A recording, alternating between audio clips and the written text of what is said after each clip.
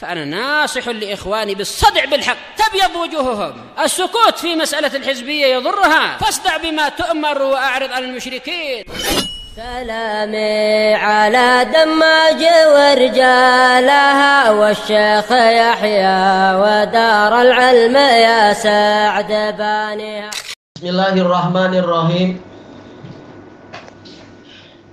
Qalat Syaikha Ummu Abdillah Al-Ba'daniyah hafidhahallahu ta'ala. Masih di akhir-akhir muka surat 131. At-takhfiful ladzi hasala lil mu'minina fi qitalihim lil kafirin. Keringanan yang didapatkan oleh kaum mukminin di dalam peperangan mereka melawan orang-orang kafir. Jelas ini bagian dari cabaran. Terkadang bahkan jadi musibah. Kita ingin menghadapi satu pasukan, tahu-tahu yang datang 3 kali lipat. Aduh, ini musibah. Jelas kita akan merasakan itu sebagai musibah karena bebannya lebih berat. Tetapi tetap di balik itu ada keringanan-keringanan dari Allah Ta'ala untuk kaum mukminin. Allah Ta'ala, ya ayyuhan nabiyyu harridil mu'minina 'alal qital. Wahai Nabi, semangatilah, harrid itu memberikan penyemangatan. Doronglah, tolaklah kaum mukminin untuk berperang. Iyyakum minkum ishruna sabiruna yaghlibu mi'atain. Apabila ada 20 orang dari kalian yang bersabar, dia akan mampu mengalahkan 200 orang. 20 mengalahkan 200, berarti 1 lawan 10. Ini hukum asalnya. Wa iyyakum minkum mi'atu yaghlibu alfam minal ladzina kafaru. Apabila ada dari kalian 100 orang yang sifatnya seperti sebelumnya, karena ini maktuf ke sebelumnya, maka sifatnya sama, yaitu sabirun. 100 orang yang bersabar, dia akan mampu mengalahkan 1000 orang dari orang-orang kafir. Kenapa sebanyak itu ternyata tak mampu menghadapi jumlah sedikit? Bi annahum qaumul la yafqahun, karena mereka adalah kaum yang tidak memahami bahwasanya tidak ada pertolongan kecuali dari sisi Allah. Kita berperang bukan dengan kehebatan kita, tapi dengan ketakwaan pada Allah. Nah, Allah akan mendatangkan bantuan berupa malaikat atau bantuan-bantuan yang lainnya. Dijelaskan oleh para ulama di dalam Ahkamul Quran. Demikian pula ini dibahas di dalam kitab-kitab usul fikih. Ayat ini walaupun zahirnya adalah khabar, tetapi dia adalah insya, yaitu perintah. Tadi berita, yaitu apabila ada 20 maka dia mengalahkan 200. Kata para ulama, maknanya adalah perintah, yaitu kalian wajib bersabar menghadapi jumlah yang 10 kali lipat. Ini perintah. Perintah dulunya seperti itu. Kaum muslimin tidak boleh takut pada orang kafir, apalagi sekedar 1 lawan 1. Tak layak kita takut kepada mereka. Wala tahinu wala tahzanu wa antumul a'launa in kuntum mu'minin. Jangan kalian merasa lemah, jangan kalian bersedih hati. Kalianlah yang menang apabila kalian kaum mukminin. Kemudian al-ana khaffafallahu ankum wa alima anna fikum dha'fa. Sekarang Allah memberikan keringanan kepada kalian, yaitu menghilangkan kesulitan dan beban yang berat dari kalian. Dan Allah tahu, dalam keadaan Allah tahu bahwasanya pada diri kalian itu ada kelemahan. Kalian ini ke umat ini tentunya. Umat terdahulu kuat-kuat, besar-besar. Nah kita lemah, apalagi zaman sekarang makanan dan minuman sudah sangat berkurang kualitinya, sehingga wajar seperti itu. Fa iyyakum minkum mi'atun sabiratu yaghlibu mi'atain. Apabila ada dari kalian 200 orang yang bersabar, dia akan mampu mengalahkan 100 orang yang bersabar, dia akan mampu mengalahkan 200 orang. Ini juga sama dengan yang tadi, yaitu perintah. Kalau ada 100 maka wajib untuk sabar menghadapi 200, jangan lari. Dan diberi jaminan kalian akan menang, asalkan itu tadi sifatnya, yaitu bersabar. Wa iyyakum minkum alfu yaghlibu alfaini biidznillah. Apabila ada dari kalian 1000 orang, dia akan mampu, yaitu diperintahkan untuk bersabar menghadapi 2000 orang. Nah, kemudian akhir ayat menunjukkan kembali ke kabar gembira, yaitu kembali ke khobar, bukan insya. Ini terjadinya adalah dengan seizin Allah, bukan karena kehebatan dan kekuatan kita, bukan karena apa istilah di Indonesia sekarang alutsista, nggak tahu kepanjangannya apa itu, alat-alat peperangan itu, sistem pertahanan. Bukan karena kehebatan itu, tetapi dengan seizin Allah. Wallahu ma'as sabirin, dan Allah menyertai orang-orang yang bersabar. Berarti di dalamnya bukan hanya kabar gembira, tetapi syariat. Syariatnya apa itu? Ibadah berupa kesabaran, 1 lawan 2. Kalau musuh lebih dari itu, kita punya izin, kita mendapatkan izin untuk mundur dan bergabung dengan apa? Pasukan muslimin yang lebih besar. Kata beliau di sini, faja'ala awwala marratin ar-rajula lil asyarah. Pada kali yang pertama, Allah menjadikan satu orang lelaki itu wajib menghadapi 10 orang. Bersabar menghadapi 10, dan Allah menjamin akan menang. Kemudian summa ja'ala rajula lisnain. Allah menjadikan satu lelaki mengalahkan 2 orang. Ini memang kembali ke kekuatan iman. Kalau ragu-ragu dan apa, ya akibatnya memang melemah. Allah sesuai dengan persangkaan hambanya.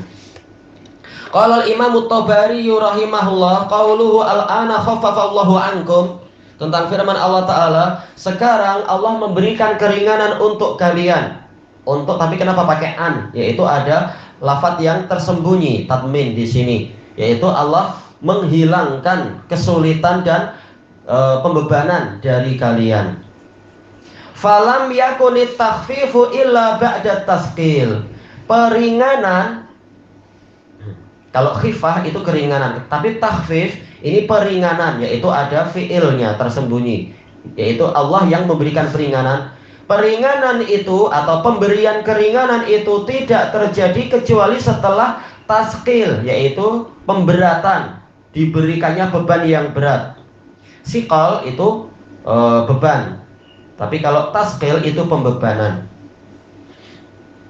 Berarti apa? Memang ini hikmah dari Allah. Allah tahu kita tidak seberapa kuat umat yang terakhir ini. Allah kenapa tidak langsung saja memberitahu 1:2, tapi diberitahu 1:10 dulu, baru kemudian dimansuhkan agar umat bersyukur. Ternyata Allah memberikan keringanan, dan agar umat tahu bahwasanya umat-umat yang terdahulu itu bebannya seberat itu yang nampak, yaitu 1 melawan 10, dan ternyata menang untuk orang-orang yang bersabar, seperti ceritanya siapa itu?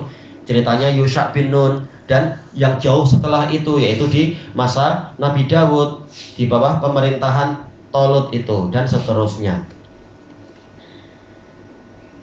Kemudian disebutkan di sini, walau kana subutul asyarati minhum lil mi'ati min aduwihim kana ghaira fardin alaihim qabla takhfif. Walaupun, ini dohirnya lau di sini walaupun kah? Walaupun kepastian 10 orang dari mereka untuk menghadapi 100 dari musuh mereka itu dulunya tidak wajib kepada mereka sebelum datangnya peringanan, karena memang ini khilaf, apakah dulu memang sempat diwajibkan sampai seperti itu, ataukah sekedar berita yang langsung dihapus sebelum pewajibannya itu pasti. Ini khilaf. Wa kana nadban, dan dia itu hanyalah mustahab, tidak sampai wajib. Lam yakun litakhfifi wajh, niscaya peringanan tadi itu tidak ada sisinya, sisi yang layak terpandang. Berarti apa? Yang benar memang dulunya itu wajib 1:10, agar kaum muslimin merasakan bagaimana syariat yang terdahulu itu. Kemudian Allah memberikan keringanan sehingga kaum muslimin bersyukur. Seandainya ini sekedar mustahab saja, muslimin tidak merasa berat. Baik, sebagaimana masalah siwak, laula an asyqa ala ummati la amartuhum bisiwak inda kulli shalah. Seandainya saya tidak memberatkan umat saya, niscaya saya akan memerintahkan mereka untuk bersiwak setiap kali sholat. Ini menunjukkan bahwasanya seandainya perintah itu terjadi, berarti ini akan menimbulkan keberatan. Bila terjadi keberatan, apabila hukumnya wajib. Kalau mustahab, umat tidak merasa berat seperti sekarang ini. Walaupun dalil itu ada, kita tak merasa berat. Kenapa? Karena memang hukumnya tidak wajib. Makanya kata Imam Asy-Syafi'i ini menunjukkan bahwasanya asal perintah adalah wajib. Karena kewajiban itulah yang mendatangkan rasa berat di dalam jiwa-jiwa keumuman manusia. Demikian pula ini sekarang adanya takhfif, khaffafallahu ankum, berarti sebelumnya itu terasa berat. Bila terjadi rasa berat apabila itu hukumnya adalah wajib. Berarti memang sebenarnya dia wajib, bukan sekedar mustahab sebelumnya itu. Kata beliau, li'anna takhfifa innama huwa tarkhisun fi tarkil wahidi minal muslimin as-subuta lil asyarati ma'al adu. Berarti di sini subut beliau samakan dengan sabat. Bukan kepastian tapi kekukuhan. Ewa. Karena tadi anak ragu kenapa jadi subut di sini. Jangan-jangan sabat. Ternyata betul, lafaz terakhir menunjukkan sabat. Makna yang diinginkan adalah as-sabat, kekukuhan, bukan kepastian. Karena yang namanya peringanan itu adalah tarkhis, yaitu memberikan rukhsah, memberikan keringanan. Untuk apa? Satu orang dari muslimin meninggalkan kekokohan, kekukuhan ketika menghadapi 10 orang musuh. Tidak wajib untuk kita tetap bertahan di situ. Boleh kita mundur kalau musuhnya adalah 10 kali lipat. Baik. Nah, maka ini ada tarkhis, diberi keringanan. Berarti hukum asalnya memang wajib. Karena asal dari rukhsah itu menunjukkan hukum asalnya adalah azimah, yaitu wajib. Sebagaimana itu juga dijelaskan oleh Asy-Syatibi di dalam kitab beliau Al-Muwafaqat. Ini hukum asalnya, rukhsah itu menunjukkan sebelumnya dia itu wajib. Kata beliau, wa idza lam yakunit tasdidu qad kana lahu mutaqaddima, apabila perintah yang keras tadi itu sebelumnya tidak terjadi, lam yakun litarkhisi wajh, pastilah keringanan tadi tidak ada sisinya, yaitu tak terasa adanya keringanan. Ternyata sejak awal kita cuma diwajibkan 1 lawan 2. Itu untuk orang yang penakut dan pemalas pun terasa berat. 1 lawan 1 pun banyak orang yang tak berani berjihad, apalagi 1 lawan 2, apalagi 1 lawan 10. Tapi untuk orang mukmin 1 lawan 2 ini adalah apa? Sesuatu yang tidak terasa berat, kecuali terutama bagi orang-orang Arab, memang mereka pemberani. Tapi kenapa Allah mengatakan khaffafa? Berarti perintah awalnya memang berat, yaitu 1 lawan 10. Berarti memang dulunya perintahnya memang itu 1 lawan 10. Nah, ini jelas terasa berat. Kemudian Allah memberikan keringanan. Berarti memang inti pembahasan dari Imam At-Tabari di sini adalah memang ayat ini pernah dilaksanakan. Dilaksanakan dalam artian memang pernah berlaku itu 1 lawan 10, wajib tidak boleh lari. Kemudian turun keringanan agar kaum mukminin bersyukur, sebagaimana dijelaskan oleh para usuliyun. Di antara hikmah dinasahkannya, dihapuskannya perintah yang berat menuju ke perintah yang ringan agar muslimin bersyukur. Kata beliau, "Idz kana al-mafhumu min at-tarkhis innama huwa ba'da tasydid." Karena yang dipahami dari keringanan, pemberian keringanan itu hanyalah setelah terjadinya tasydid, yaitu perintah yang keras. Baik. Intinya ini bagian dari ibadah. Dulu ibadahnya terasa berat, kemudian ibadahnya diberi keringanan. Seperti sholat yang 50 menjadi hanya 5. Itu pun masih banyak yang lari minta 3, seperti orang-orang Syiah itu, cukup 3 saja. Nah, yang lain bahkan apa, tak mau sholat tapi ingin masuk surga. Itu melampau tentunya. Jadi tak apa, atau kalau saya sholat kalau saya tak sholat, saya mati, saya disolati, dapat apa? Syafaat. Kalau yang sholat adalah 40 orang. Nah, masalahnya Rasulullah mensyaratkan apa? 40 orang dari ahli tauhid. Nah, sekarang tauhid diperangi, kebanyakan orang tak tahu tauhid. Nah, celakalah itu kalau macam itu. Rugi engkau. Tayyibillahuna wallahu a'lam. Itu pun kalau betul orang yang tidak sholat kemudian disolati dapat syafaat. Nah, sedap aja ya. Tapi yang betul adalah apa? Tidak diterima karena dia sudah murtad menurut para ulama.